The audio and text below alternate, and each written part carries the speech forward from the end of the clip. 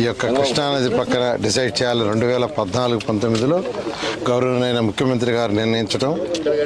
అప్పుడు land pulling చేస్తామనే ఉద్దేశంతో land pulling notification 2015 జనవరి 1 ఇచ్చాం. 2015 జనవరి 1 ల్యాండ్ పుల్లింగ్ నోటిఫికేషన్ 217 చదరపు కిలోమీటర్ ఏరియాలో ఇస్తే కేవలం 58 రోజుల్లో, అంటే 2015 ఫిబ్రవరి 28 అర్ధరాత్రికి,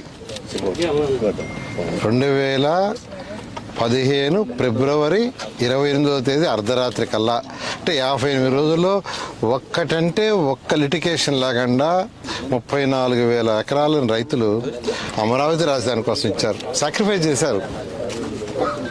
దానికి తగ్గట్టుగానే ముఖ్యమంత్రి గారు దీన్ని ప్రపంచంలో ఉన్న టాప్ 5 సిటీస్లో ఒక సిటీ చేయాలనే ఉద్దేశంతో ఆ బాధ్యత నాకు ఇస్తే నేను అనేక విదేశాలు తిరిగి స్టడీ చేసి నార్మన్ ఫాస్టర్ అండ్ పార్ట్నర్స్ అని లండన్లో వరల్డ్లో టాప్ 10లో ఒకరు, వాళ్ళ దగ్గర యాక్చువల్గా బిల్డింగ్స్ డిజైన్ చేయించాం. అడ్మినిస్ట్రేటివ్ బిల్డింగ్స్ 5 టవర్స్, అసెంబ్లీ ఒకటి, హైకోర్టు ఒకటి, అదేవిధంగా గవర్నర్స్ బంగ్లా, ముఖ్యమంత్రి గారి బంగ్లా, ప్లస్ అధికారుల బిల్డింగ్స్.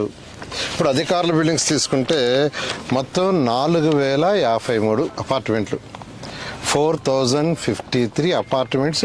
ఆల్మోస్ట్ అదైతే అంతా అయిపోయింది 90%. ఇప్పుడు 2014-19కే 4,053 అపార్ట్మెంట్స్ అధికారుల కోసం, అటు సెక్రటరీస్ కావచ్చు, మినిస్టర్స్ కావచ్చు, ఎమ్మెల్యేస్ కావచ్చు, జడ్జెస్ కావచ్చు, గ్రూప్ డి కావచ్చు, అందరి కోసం 4,053 కన్స్ట్రక్షన్ ఆల్మోస్ట్ ఫైనల్ స్టేజ్. అంటే మరొక 4 నెలలు ఉంటే అయిపోయేది. వాటిని గత ప్రభుత్వం మా మీద కక్ష సాధ్యంతో ఆపేసింది. అంటే అది ప్రజాస్వామ్యం. కనీసం అది కంప్లీట్ చేసి ఆఫీసర్లకు ఇచ్చుంటే హ్యాపీగా ఉండేవాళ్ళు. అది ప్రజలు కట్టిన ట్యాక్స్ ద్వారా వచ్చిందే. ప్రభుత్వ సొమ్ము అంటే ఎక్కడిది? ప్రభుత్వానికి సొమ్ము ఎక్కడ వస్తుంది? ప్రజలు ట్యాక్స్లు కట్టేది, ప్రజాస్వామ్యం.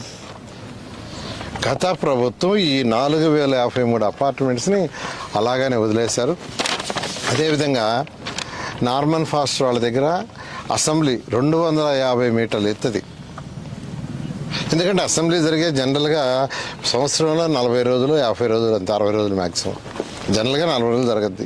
రిమైనింగ్ డేస్లో దాన్ని ఒక టూరిజం ఇదిగా చేయాలనే ఉద్దేశంతో ముఖ్యమంత్రి గారు ఆ టవర్ని 250 అడుగుల ఎత్తులో, అంటే పైకి పోయి 250 మీటర్ల ఎత్తు పైకి పోయి ప్రజలు అక్కడి నుంచి సిటీ మొత్తం చూడొచ్చు వ్యూ.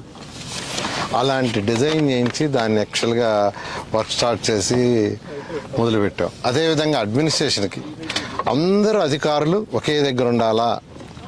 మినిస్టర్ ఒక దగ్గర, సెక్రటరీ ఒక దగ్గర, తర్వాత హెచ్ఓడి ఒక దగ్గర, తర్వాత కమిషనర్ ఒక దగ్గర ఉంటే ప్రజలు అన్ని దగ్గర తిరగాలి.